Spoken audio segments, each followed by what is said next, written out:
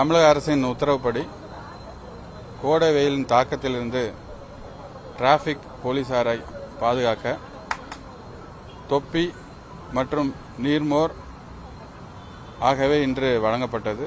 மேலும் சிஎஸ்ஆர் மூலமாக கூலிங் கிளாஸும் இன்று கோவை மாநகரத்தில் 20 பேருக்கு வழங்கப்பட்டது. மேலும் இது அனைத்து டிராபிக் போலீஸுக்கும் வழங்கப்படும்.